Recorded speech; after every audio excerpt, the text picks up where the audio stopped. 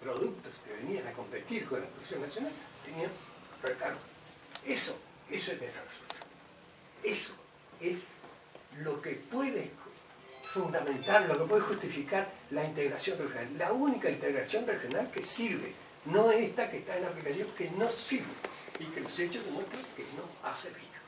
En cambio, la integración artiguista implicaba justamente el desarrollo, la producción, la productividad, el empleo de toda la región.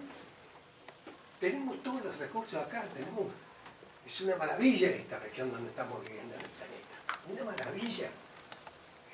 Lamentablemente no lo hemos aprovechado adecuadamente. Artigas quería aprovecharlo.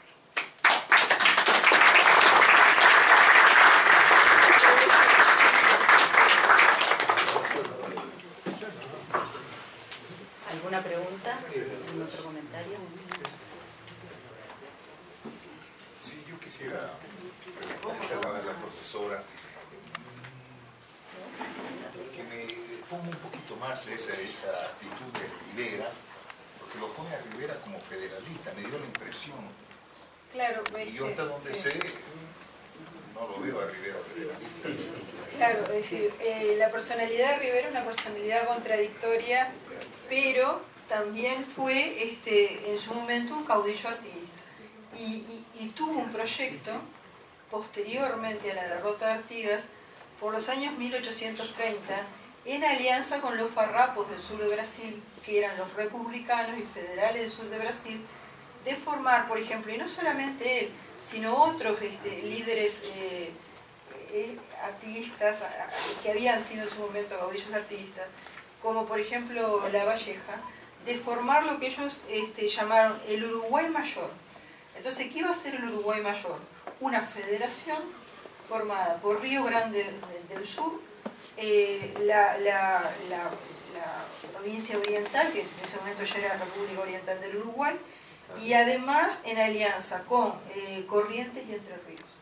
Entonces quiere decir que de alguna manera el pensamiento federal que surgido en la provincia oriental, surgido con influencia argentina, con influencia paraguaya, llega a Brasil de la mano de Rivera, a través de su alianza con los farrapos. Y hay una serie de insurrecciones muy importantes en el año 1831, que es cuando el ejército aliado oriental argentino derrota al brasileño en 1828. Eso genera una enorme crisis en el imperio de Brasil, y ahí se dan los primeros pasos hacia la república, y finalmente el propio Brasil termina declarándose una confederación. Entonces, como que al final del proceso está presente incluso personalidades contradictorias, personalidades que en su momento lo traicionan a Artigas, es decir, Ramírez, Rivera, pero sin embargo a través de ellos también triunfa de alguna manera el federalismo, y un federalismo que es de origen artiguista, o sea, que responde a muchas influencias, pero que es de origen artiguista. Entonces, el proyecto estuvo vivo durante mucho tiempo, más allá incluso de la derrota de Artigas. Eso yo creo que es algo que habría que estudiarlo y no sentir la derrota y nada más. O sea, pensar que en 1816, bueno, ese proyecto fue derrotado, no. Fue derrotado no porque hubo 4 años de resistencia contra un invasor portugués. En esos 4 años de resistencia, Brasil tuvo que, Portugal, el Reino Unido de Portugal, que era en ese momento, hasta 1822, tuvo que arrasar las misiones. En el año 1819 las tropas portuguesas arrasaron todos los pueblos de Misiones, los saquearon, los destruyeron. Tuvieron que exterminar 1/3 de toda la población de la provincia oriental. Es decir, el proyecto artiguista tenía una amplia base popular y se mantuvo.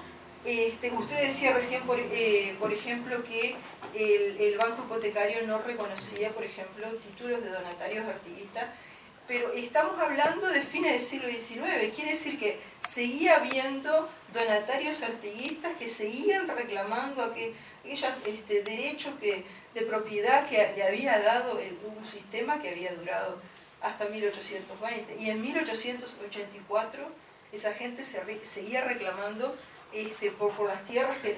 Entonces quiere decir que el proyecto estuvo vivo prácticamente hasta fines del siglo XIX por lo menos, de alguna manera sigue vivo a través del pensamiento contemporáneo, pensamiento social. Entonces un poco eso fue lo que yo planteé. Y con relación a lo que usted decía, hay una cosa interesante, que es que los Borbones expulsan a los jesuitas y eliminan de las universidades los textos de Suárez, introducen los de un absolutista francés llamado Antoine Godin. Pero sin embargo, la gente mantiene esas ideas de Suárez, ¿pero por qué? Porque en definitiva Suárez había escrito en latín sus obras. Sin embargo, lo que circuló fueron comentarios y divulgaciones en español. Y ahí es muy importante, me parece, la influencia de Paraguay, en cuanto a que en Paraguay se desarrollan las ideas de Suárez primero, en el siglo XVII, el famoso proverbio Populi Vox Dei es de Bernardino de Cárdenas. En definitiva es una síntesis que hace Bernardino de Cárdenas. Después en el siglo XVIII los líderes comuneros, que probablemente eran también líderes oligárquicos de alguna manera, pero esas ideas estaban en el entorno. Entonces si ellos las enunciaban era porque recogían ideas que estaban en el entorno sobre soberanía popular. Y son increíbles porque esas ideas sobre soberanía popular se estaban enunciando en Paraguay medio siglo antes de que, por ejemplo, lo hiciera Rousseau, y mucho antes de la Revolución Francesa, y mucho antes de la Declaración de Independencia de Estados Unidos. Ese tipo de cosas me parece que habría que estudiarlos, ¿verdad? Los antecedentes y las consecuencias. Los antecedentes en un pensamiento que ya estaba pronto en los siglos XVII y XVIII en Paraguay, y las consecuencias de un ideal que podemos pensar que fue derrotado por 1820, o por lo menos se plantean los manuales, y sin embargo siguió vivo a través de diferentes vías, algunas vías insospechadas. Entonces, como moción yo propondría continuar este ciclo de foros artiguistas en la Fundación Vivian Trías y tomar esos periodos quizá menos conocidos, proyectos menos conocidos, trabajarlos más en profundidad y establecer la continuidad entre ese pensamiento social, el pensamiento social de nuestros días, y la vigencia de ideas que en realidad, como decía recién uno de las personas que intervino, no se ha reflexionado a fondo sobre lo que significa que los más infelices sean los más privilegiados, o que el objetivo de una comunidad es la felicidad pública. Lo planteamos como una frase de Artigas que quedó allá en el olvido, pero no lo tomamos para rediscutirlo como algo de actualidad y midiendo todo lo revolucionario que puede haber en el fondo de ese pensamiento, todo lo transformador que puede haber en el fondo de ese pensamiento, que de pronto se repite como una frase pero no se reflexiona sobre lo que significa realmente.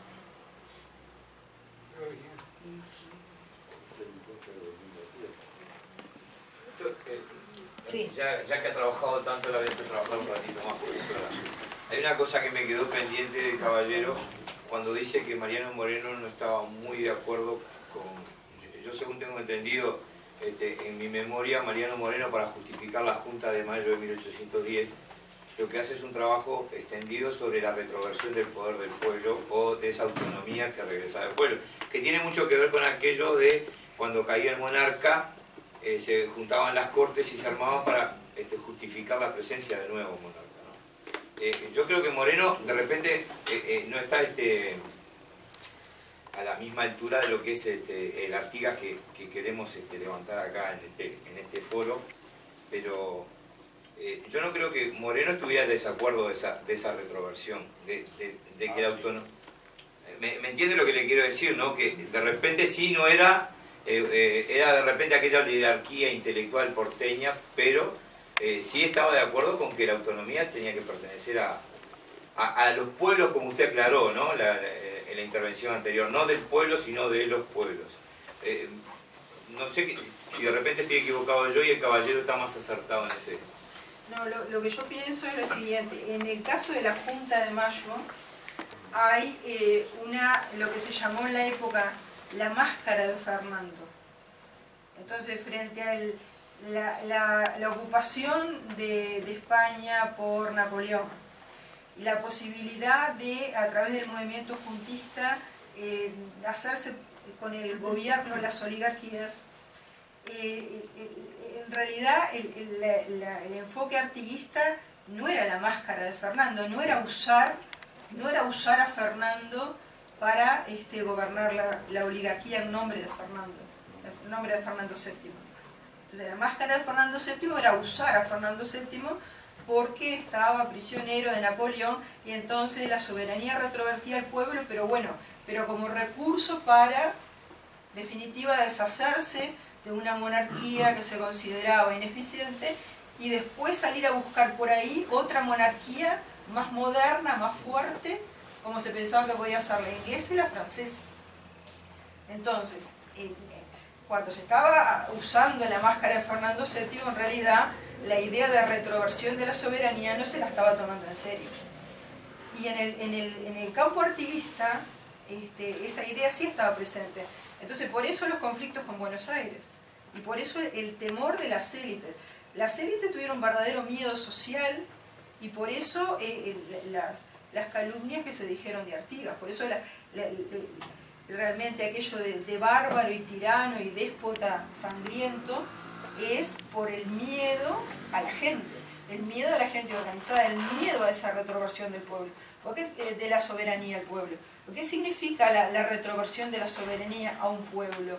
Y significa que el pueblo gobierna por sí mismo.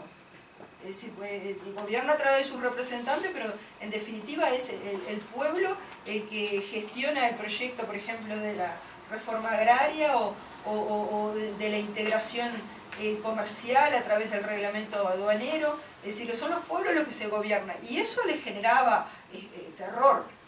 Entonces, por eso apelaron a una invasión.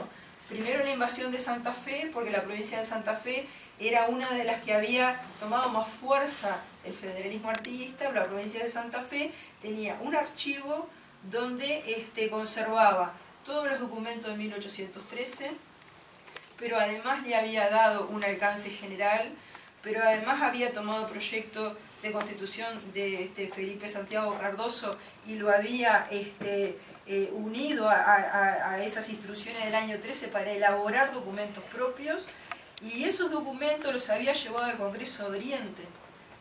Entonces Santa Fe, el pensamiento artiguista estaba bien claro, lo había tomado como propio, lo había desarrollado, lo lleva al Congreso de Oriente. Por eso es que no hay dudas de que en el Congreso de Oriente se declaró la independencia por la independencia regional de las provincias que formaban la Liga, porque ahí estaba presente, se había tomado directamente del pensamiento artiguista y se lo había desarrollado. Y lo primero que hace Buenos Aires cuando se entera de eso es invadir Santa Fe. Entonces realmente había miedo a que la gente se organizara y llegara a otra cosa que no era lo que se quería. ¿Qué era lo que se quería? Un Estado oligárquico, un Estado liberal pero oligárquico que le negara la ciudadanía al 95% de la población. Y eso es lo que se fundó después. Entonces en ese sentido no creían realmente en la retroversión de la soberanía del pueblo. Usaban el argumento de Suárez, pero no creían en él. ¿Puedo agregar una cosita de eso?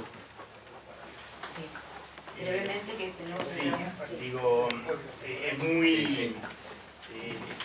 Es muy difícil el trabajo de poder desprendernos de nuestros pensamientos para ver la realidad de hace 200 años. Pero Moreno es uno de los elegidos por la historia oficial argentina como hombre de la revolución.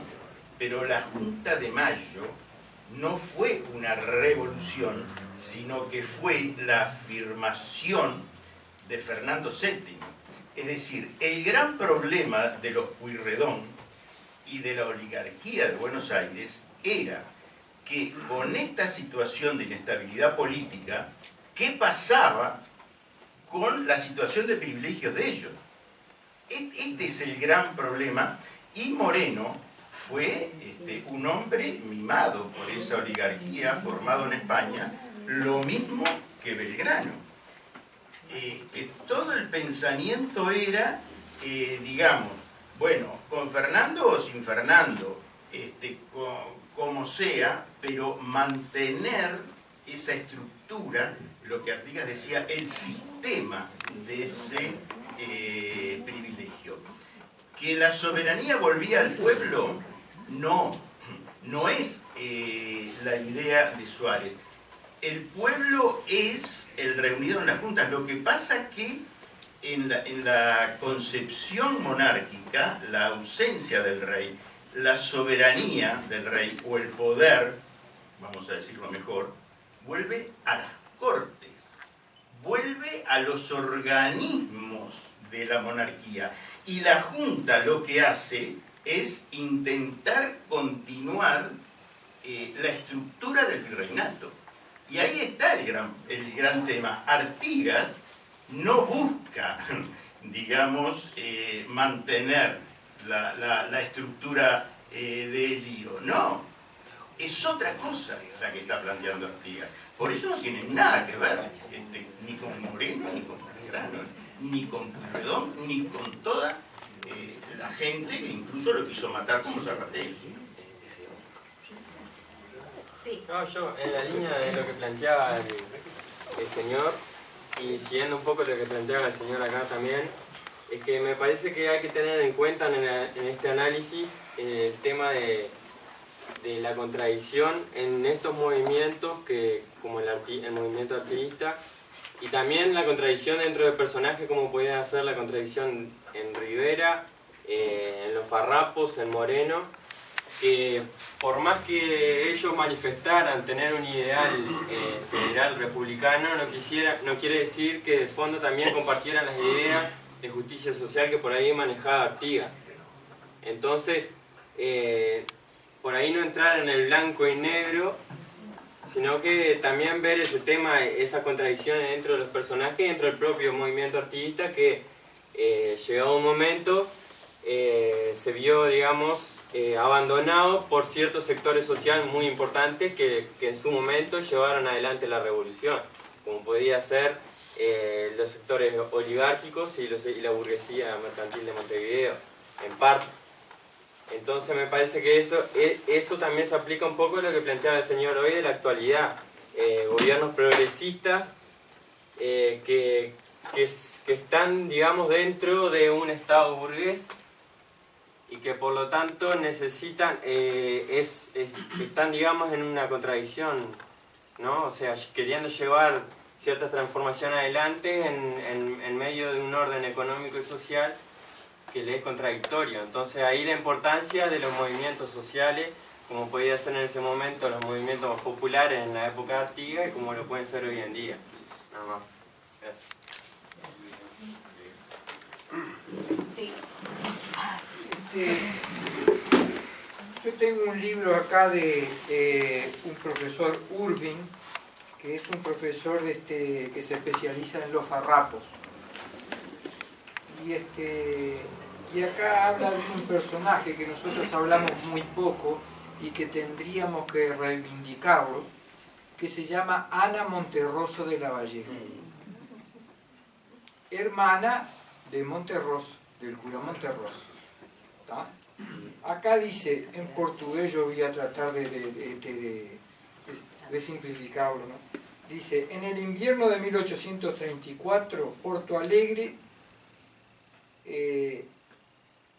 conoció a Ana Monterroso de la Valleja,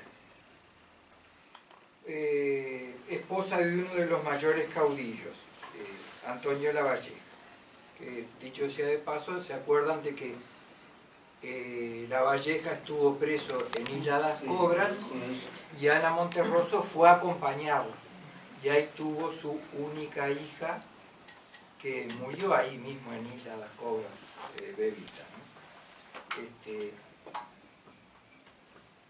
Después dice, Ana Monterroso era conocida de Bento Goncalves y de su coterráneo Manuel Ruedas y del padre José Antonio Caldas, todos farrapos muy conocidos. Ella vivió en Porto Alegre y era y espiaba a los imperialistas. Después, con el señor Ruedas, empezó a hacer un diario para los farrapos.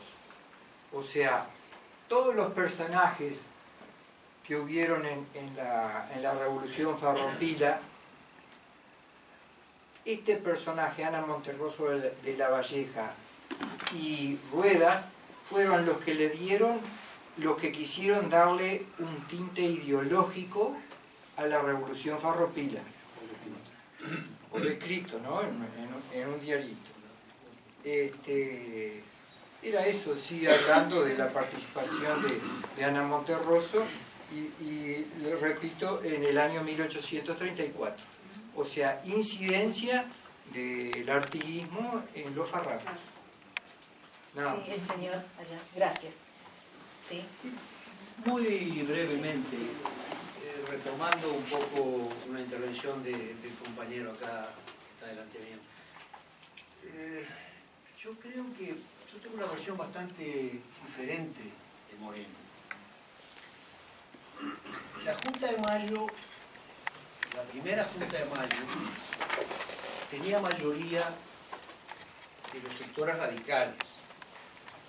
Ahí estaba Moreno, estaba Castelli, estaba Beruti, estaban los que lo llamaban los gritones, que fueron los que armaron el escándalo y además impidieron que ciertos sectores reaccionarios entraran el día de la reunión de la Junta, que se estableció la Junta. Moreno lideró la fracción radical de la revolución de esa época, sobre la base de lo que se hizo en la Junta de España y en todas las juntas de toda América Latina, que era en principio que revirtiera la soberanía de los pueblos porque el rey estaba preso, a nombre de Fernando VII, como hicieron todos.